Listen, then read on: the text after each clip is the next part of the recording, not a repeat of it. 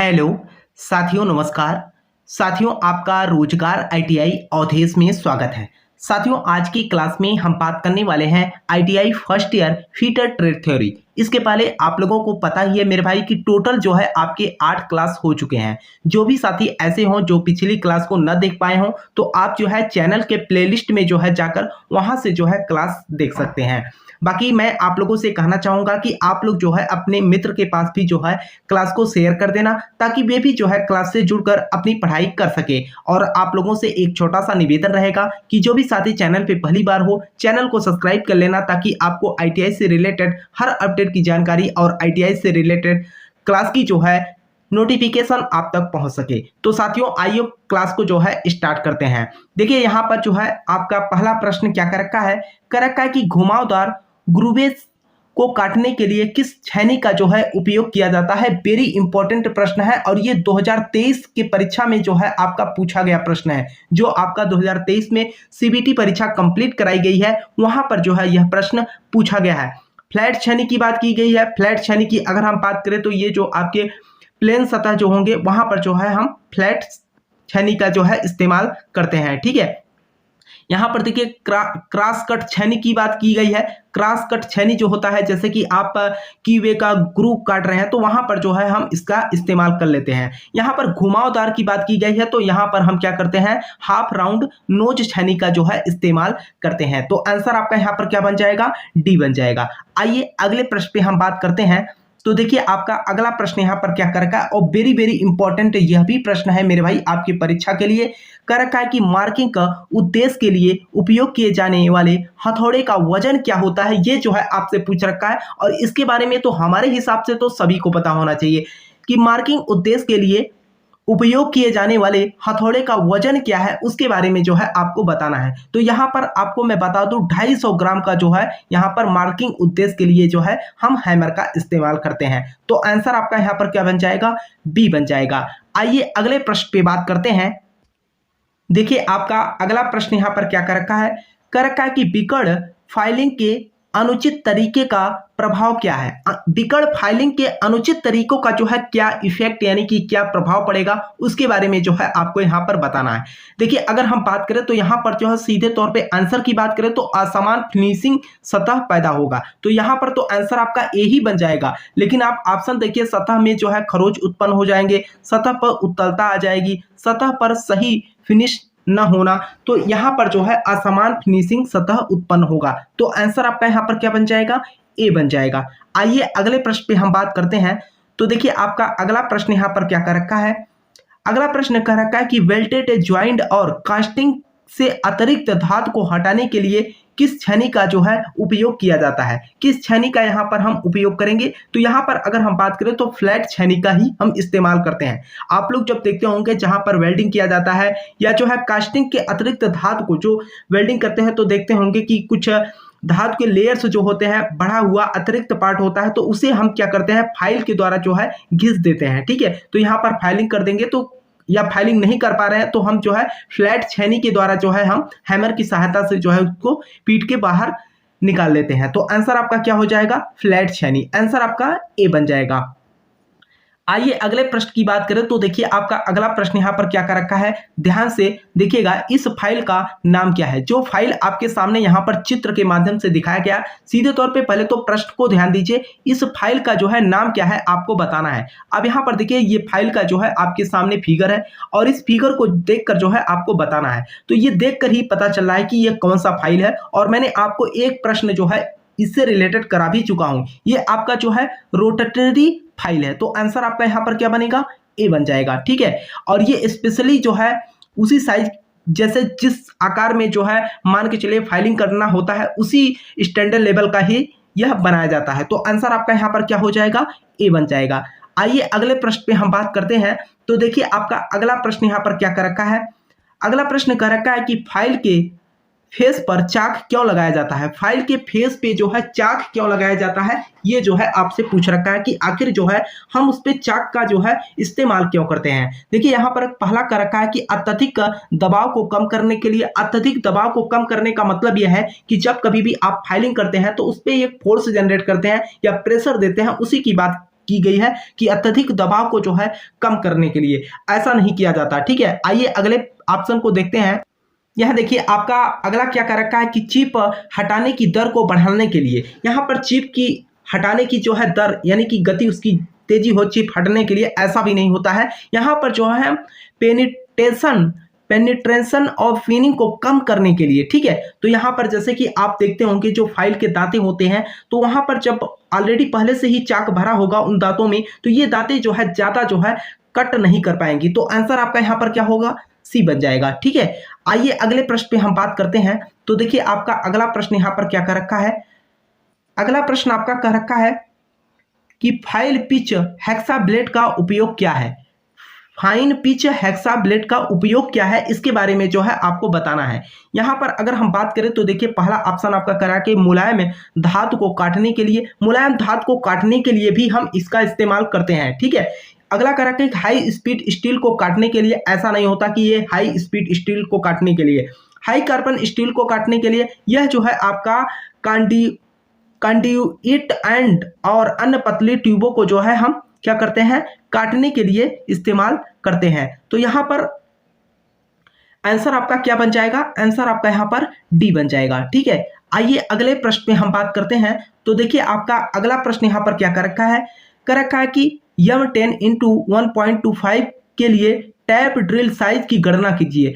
Tap drill size का जो है आपको यहाँ पर मान बताना है, और मैं आपको बता दूं सबसे पहले तो दो तरीके से जो है आपका टैप ड्रिल साइज ज्ञात की जाती है, एक 100% और एक आपका 60% पे। ठीक है, तो यहाँ पर अगर हम पहले की बात करें TDS यानी कि आपका टैप ड्रिल साइज की बात करें तो MD -2D होता है। ठीक है, और एक आपका होता है TDS बराबर क्या होगा, MD -D। ठीक है, तो यहां पर MD का मान कितना है आपका 10 है। ठीक है, MD का मान 10 है, और हम D की बात करें तो D का मान आपका क्या है 1.25। जब इसको आप घटा लेंगे तो यहां पर जो है 60% वाले पे आंसर आएगा, तो आपका मान यहां पर आ जाएगा 8.75। आंसर आपका यहां पर क्या बन जाएगा, सी बन जाएगा। ठीक है, आइए अगले प्रश्न पे हम बात करते हैं। देखिए आपका अगला प्रश्न यहाँ पर क्या कर रखा है। देखिए मेरे भाई, अगर आपको किसी भी प्रश्न को लेकर कोई डाउट होता है तो आप नीचे कमेंट बॉक्स में जरूर कमेंट कर दीजिएगा, या तो जो चैनल का व्हाट्सएप नंबर है उस पर भी जो है आप मैसेज कर सकते हैं। बाकी आपको मैं बता दूं कि अगर आपको यह PDF चाहिए, ठीक है, तो आपको PDF भी मिल जाएगा टेलीग्राम चैनल पे। आप लोग जो है टेलीग्राम चैनल को ज्वाइन कर लीजिएगा। ठीक है, और वहां पर मैं PDF भेज दूंगा, ताकि आपको जो है PDF आपके पास रहेगा तो आप बाद में भी उसे देख सकते हैं। यहाँ पर देखिए जो आपके सामने यहाँ पर प्रश्न दे रखा है, इस प्रश्न का जो है हमें उम्मीद है कि आप लोग जो है कमेंट बॉक्स में जरूर जो है कमेंट करके बताएंगे, क्योंकि ये प्रश्न जो है इसी आधार पे मैंने आपको कंप्लीट भी करा चुका हूं। तो यहाँ पर देखिए क्या कर रखा है कि एक ड्रिल में फ्लूटेस के बीच के भाग का नाम क्या है। बीच के भाग का जो है नाम पूछ रखा है, तो जो बीच का नाम होता है वह आपका क्या होता है, वेब होता है। आंसर आपका यहाँ पर बी बन जाएगा। देखिए आपका अगला प्रश्न यहाँ पर क्या कर रखा है, अगला प्रश्न कर रखा है कि इस वर्नियर बेवल प्रोटेक्टर की रीडिंग क्या है। रीडिंग पूछ रखा है कि इस वर्नियर बेवल प्रोटेक्टर की जो है रीडिंग क्या है, उसके बारे में जो है आपको बताना है। तो आइए अगर हम ऑप्शन की बात करें यहाँ पर, देखिए इस तरीके का मैंने आपको जो है तीसरे और पांचवें क्लास में जो है 4 से 5 प्रश्न मैंने आपको हल करा दिया। आज मैं इस प्रश्न को नहीं हल कराने वाला हूं, और आपको जो है कमेंट बॉक्स में इसका सही उत्तर देना है। बाकी मैं आपको यहां पर आंसर बता दे रहा हूं, आपका आंसर यहां पर सी होगा। आप जो है इसका हल जरूर निकाल लीजिएगा। ठीक है, क्योंकि देखिए मैंने आपको 3 से 4 प्रश्न इस पे जो है बता भी चुका हूं। ठीक है, तो आप जो है इसे हल कर लीजिएगा। MST यानी कि मेन स्किल डिवीजन और आपका जो है स्किल डिवीजन, ठीक है, 2 पर ही डिपेंड कर रहा है, तो आप जो है इसे हल करिएगा। आइए अगले प्रश्न पे हम बात करते हैं। तो देखिए आपका अगला प्रश्न यहां पर क्या कर रखा है कि बाहरी माइक्रोमीटर का कौन सा भाग मापने की सतह के बीच एक समान दबाव सुनिश्चित करता है, इसके बारे में जो है आपसे पूछ रखा है। तो यहाँ पर अगर हम बात करें, सबसे पहले तो यहाँ पर कर रखा है कि निहाई क्या है, एक एनविल है, उसी पे जो है हम हैमर की सहायता से जो है जो भी हमें जॉब या फ्लैट करना हो वहां पर जो है सीधे तौर पे पीटने का ही काम किया जाता है। नोक की बात की गई है, स्पिंडल लॉक की बात की गई है। यहाँ पर बाहरी माइक्रोमीटर का कौन सा भाग मापने की सतह के बीच एक समान दबाव सुनिश्चित करता है? तो ये करता है कौन? रैचेट स्टॉप जो है करता है। तो आंसर आपका यहाँ पर क्या बन जाएगा? डी बन जाएगा। आइए अगले प्रश्न पे हम बात करते हैं। तो देखिए आपका अगला प्रश्न यहाँ पर क्या कर रखा है? कह रखा है कि वर्नियर हाइट गेज का कौन सा पार्ट मुख्य स्लाइड का एक इंटर इंटर इंटर कहने का मतलब ये इंटरनल पार्ट की बात की गई है, यहाँ पर इंटरनल पार्ट है। तो यहाँ पर जो इंटरनल पार्ट होता है आपका क्या होता है? जा होता है। ठीक है, तो आंसर आपका यहाँ पर क्या बन जाएगा? ए बन जाएगा। आइए अगले प्रश्न की हम बात करते हैं। तो देखिए आपका अगला प्रश्न यहाँ पर क्या कर रखा है कि माइक्रोमीटर का सिद्धांत क्या है? जो माइक्रोमीटर का सिद्धांत के बारे में यहाँ पर पूछ रखा है कि माइक्रोमीटर का सिद्धांत क्या है, उसके बारे में जो है आपको यहाँ पर बताना है। तो यहाँ पर अगर हम माइक्रोमीटर की बात करें तो सीधे तौर पे देखिए माइक्रोमीटर किस सिद्धांत पे कार्य करता है, सीधे तौर पे यही पूछ रखा है। तो यहाँ पर स्लाइडिंग के ऊपर डिपेंड करता है। ये जो है आपका स्क्रू और नट या एक तरीके से हम बोल सकते हैं नट बोल्ट पे जो है यह डिपेंड होता है। तो आंसर आपका यहाँ पर क्या बन जाएगा? बी बन जाएगा। ठीक है, आइए अगले प्रश्न पे हम बात करते हैं। तो देखिए आपका अगला प्रश्न यहाँ पर क्या कर रखा है? कर रखा है कि डेप्थ माइक्रोमीटर द्वारा ज्यादा रेंज की गहराई को कैसे मापा जा सकता है? डेप्थ माइक्रोमीटर द्वारा ज्यादा रेंज की गहराई को हम कैसे माप सकते हैं या मापा जा सकता है? तो यहाँ पर देखिए पहला कर रखा है कि लंबी स्लिप के द्वारा जो है हम माप लेंगे। अगर हम आगे ऑप्शन की बात करें तो यहाँ पर देखिए आगे क्या कर रखा है? आगे आपका यहाँ पर कर रखा है कि लंबी स्पिंडल के द्वारा भी हम यहाँ पर माप नहीं कर पाएंगे। समायोज्य बेस के द्वारा भी यहाँ पर जो है एक्सटेंशन राइट्स के एक सेट के द्वारा जो है हम ज्ञात कर सकते हैं। तो आंसर आपका यहाँ पर क्या बन जाएगा? डी बन जाएगा। ठीक है, और इस प्रश्न का भी उत्तर आपको देना है मेरे भाई। देखिए एक ही प्रश्न बार बार जो पूछे जा रहे हैं, जैसे कि मैं आपको 2-3 प्रश्न उसी टाइप का हल करा चुका हूं, तो आपको वही प्रश्न जो है मैं बार बार नहीं कराने वाला हूं। ठीक है, तो ये प्रश्न आप लोग जो है जरूर हल करके जो है कमेंट बॉक्स में कमेंट करके जरूर बताना मेरे भाई। ठीक है, तो आइए अगले प्रश्न पे हम बात करते हैं। अगला प्रश्न यहाँ पर देखिए क्या कर रखा है?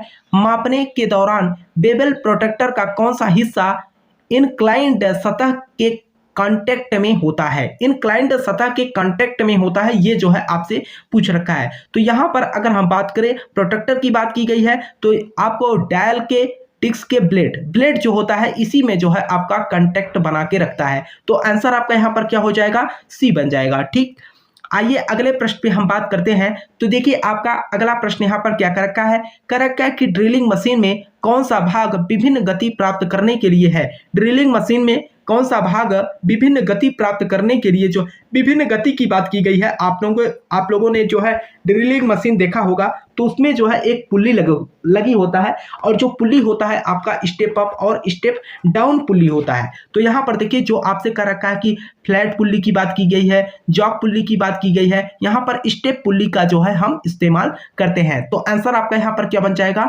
सी बन जाएगा। आइए अगले प्रश्न पे बात करते हैं। तो देखिए आपका अगला प्रश्न क्या कर रखा है कि पेडस्टल ग्राइंडर में यक्स के रूप में चिन्हित भाग का जो है आपसे नाम पूछ रखा है। अब यहाँ पर जो है पेडस्टल ग्राइंडर होता क्या है उसको देखिएगा। यहाँ पर आप देख सकते हो सीधे तौर पे यहाँ पर जो है इस भाग का जो है आपसे नाम पूछ रखा है कि इसका जो है नाम क्या है, इसे जो है आपको बताना है। तो यहाँ पर अगर हम बात करें सीधे तौर पे ये आपका जो है टूल रेस्ट होता है। जब कभी भी आपको जो है जैसे कोई भी वर्कपीस ले जाते हैं, यहाँ पर जो है रख कर ही क्या करते हैं, हमको मान के चलिए फिनिशिंग करना हो तो हम फिनिशिंग कर लेते हैं। तो ये जो आपका होता है ये आपका टूल रेस्ट होता है। तो आंसर आपका यहाँ पर क्या हो जाएगा? ए बन जाएगा। आइए अगले प्रश्न पे हम बात करते हैं, और ये प्रश्न मेरे भाई आपके लिए बहुत ही इंपॉर्टेंट है। क्या कर रखा है कि इस फाइल का नाम क्या है? जो फाइल आपके सामने यहाँ पर दिखाई गई है, इस फाइल का जो है आपको नाम बताना है। ये जो है आपका क्या है? रॉक्स कट फाइल होता है, जो कि हाफ राउंड के आकृति में होता है। तो आंसर आपका यहाँ पर क्या बन जाएगा? बी बन जाएगा। और मैं आपको बता दूं मेरे भाई, देखिए बहुत सारे स्टूडेंट बोल रहे थे कि सर क्या इसी में से प्रश्न आएगा। अभी मैं आपको जब प्रीवियस ईयर का पेपर कराऊंगा मेरे भाई, तो आप देखिएगा सबसे पहले, इसीलिए मैं आपको जो है नीमी पैटर्न पे आधारित जितने भी प्रश्न है सभी को हल करा रहा हूं। हल कराने के बाद जब मैं आपको प्रीवियस ईयर का पेपर कराऊंगा तो आप देखिएगा वही प्रश्न जो है बार बार आप लोगों की परीक्षा में जो है रिपीट किए गए हैं। ठीक है, तो आंसर आपका यहाँ पर क्या बन जाएगा? बी बन जाएगा।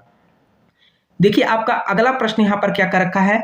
अगला प्रश्न आपका कर रखा है कि अगर वाइस हैंडल को ज़्यादा टाइट कर दिया जाए तो क्या होगा। अगर वाइस हैंडल को अगर हम ज़्यादा टाइट कर देते हैं तो क्या होगा। उस कंडीशन में आपका स्पिंडल की जो है क्या हो जाएगी, यहाँ पर क्षति हो जाएगा। कहने का मतलब आपका स्पिंडल जो है यहाँ पर डैमेज हो जाएगा। तो आंसर आपका यहाँ पर क्या बन जाएगा, ए बन जाएगा। कभी कभी आपसे पूछ लेता है कि जो आपका स्पिंडल होता है यह किस मटेरियल का बना होता है, तो ध्यान रखिएगा यह जो है आपका माइल्ड स्टील का बना होता है। तो आंसर आपका यहाँ पर क्या हो जाएगा, ए हो जाएगा। ठीक है, आइए अगले प्रश्न की हम बात करते हैं। तो देखिए आपका अगला प्रश्न कर रखा है कि कौन सा कैलिपर आयामों का फाइन एडजस्टमेंट प्रदान करता है। कौन सा कैलिपर आयामों का फाइन एडजस्टमेंट को जो है प्रदान करता है। तो यहाँ पर एडजस्टमेंट की अगर हम बात करें तो देखिए पहला कर रखा है कि इनसाइड कैलिपर या ओड लेग कैलिपर।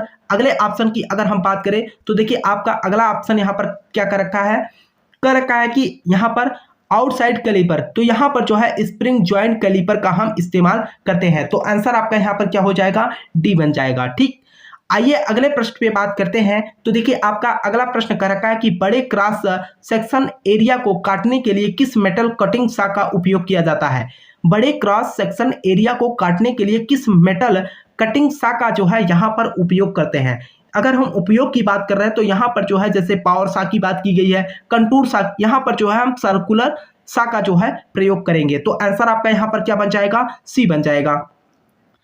देखिए आपका यहाँ पर अगला प्रश्न क्या कर रखा है, अगला प्रश्न कर रखा है कि मार्किंग टेबल को कास्ट आयरन से क्यों बनाया जाता है। जो मार्किंग टेबल होता है आप लोग अपने वर्कशॉप में देखे होंगे, वहां पर जो एक आप देखे होंगे वर्गाकार आकृति में जो है फ्लैट के नुमा नीचे जमीन पे रखा होता है या टेबल पे रखा होता है, तो उसे हम मार्किंग टेबल बोलते हैं। ठीक है, और एकदम जो है उसकी जो सतह होती है एकदम फिनिश होता है। ठीक है, तो यहाँ पर आयरन, कास्ट आयरन के जो है क्यों बनाया जाता है ये जो है आपसे पूछ रखा है। तो यहाँ पर अगर हम बात करें सीधे तौर पे ये जो है स्वयं लुब्रिकेशन होता है। ठीक है, तो आप देखेंगे तो इसमें जो है थोड़ा सा यहाँ पर जो है स्नेहक की प्रवृत्ति होती है। तो आंसर आपका यहाँ पर क्या बन जाएगा, ए बन जाएगा। ठीक, आइए अगले प्रश्न पे हम बात करते हैं। तो देखिए आपका अगला प्रश्न कर रखा है कि इस गेज का जो है नाम क्या है, ये जो है आपको बताना है। इस गेज का नाम क्या है ये आपको बताना है, और मेरे हिसाब से तो सभी लोग जो है इस गेज का जो है नाम बता लेंगे। ठीक है, क्योंकि एक प्रश्न मैंने आपको इसी पर आधारित करा भी चुका हूं।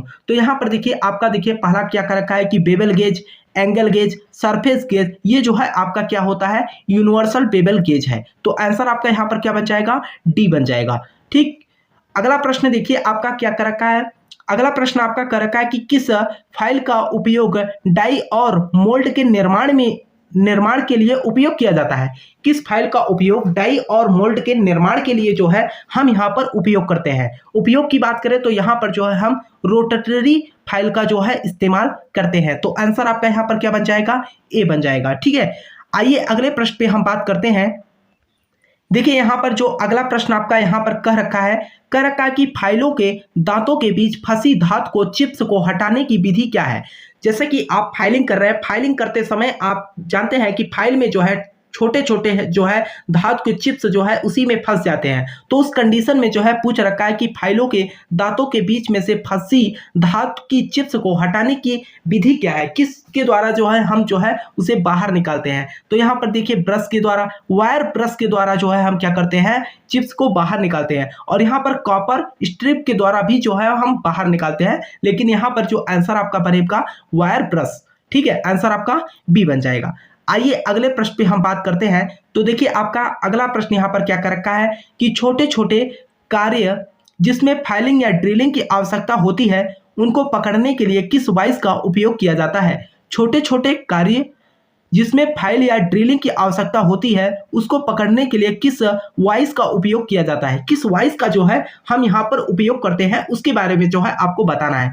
यहाँ पर देखिए पिन वाइस की बात की गई है। पिन वाइस बहुत ही छोटे वर्कपीस को जो है हम पकड़ने के लिए इस्तेमाल करते हैं। पाइप वाइस की बात की गई है तो पाइप को पकड़ने के लिए। हैंड वाइस की बात की गई, यहाँ पर जो है हम टूल मेकर वाइस, यहाँ पर हैंड वाइस भी हम कर सकते थे, लेकिन यहाँ पर आप देख सकते हो सीधे तौर पे कहा गया जिसमें फाइलिंग या ड्रिलिंग की जा सके, तो यहाँ पर जो है हम टूल मेकर वाइस का इस्तेमाल करेंगे। तो आंसर आपका यहाँ पर क्या बन जाएगा, डी बन जाएगा। आइए अगले प्रश्न पे बात करते हैं। तो देखिए आपका अगला प्रश्न यहाँ पर क्या कर रखा है कि किस हेक्सा ब्लेड का उपयोग घुमावदार रेखाओं के साथ काटने के लिए किया जाता है। किस हेक्सा ब्लेड का उपयोग घुमावदार रेखाओं के साथ काटने के लिए जो है किया जाता है। तो यहाँ पर अगर हम बात करें सीधे तौर पे, अगर यहाँ पर यस ब्लेड के द्वारा, सभी हार्ड ब्लेड के द्वारा, यहाँ पर जो है हम लचीला ब्लेड का जो है इस्तेमाल करेंगे। तो आंसर आपका यहाँ पर क्या बन जाएगा, सी बन जाएगा। ठीक है, आइए अगले प्रश्न पे हम बात करते हैं। तो अगला प्रश्न आपका क्या कर रखा है, किस छेनी का उपयोग कीवे काटने के लिए किया जाता है।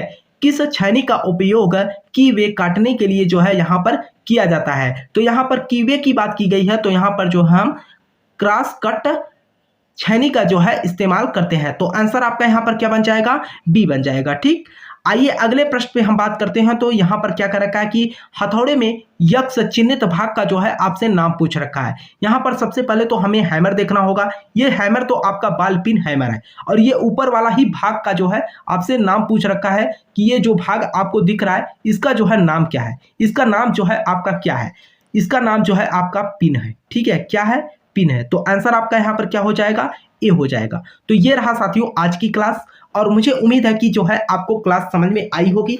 अगर आपको किसी भी प्रश्न को लेकर कोई डाउट हो तो आप नीचे कमेंट बॉक्स में जरूर कमेंट कर दीजिएगा, और आप लोग जो है अपने मित्र के पास भी जो है क्लास को शेयर करना। जो भी साथी ITI कर रहे हैं उनके पास भी जो है यह इंफॉर्मेशन पहुंच सके, और वे भी जो है क्लास से जुड़कर अपनी पढ़ाई कर सके। ठीक है, और मुझे उम्मीद है साथियों कि यह जो है क्लास आपको समझ में आई होगी। और जो भी साथी चैनल पे पहली बार हो, चैनल को सब्सक्राइब कर लेना मेरे भाई, ताकि आपको ITI से रिलेटेड हर अपडेट की जानकारी मिल सके।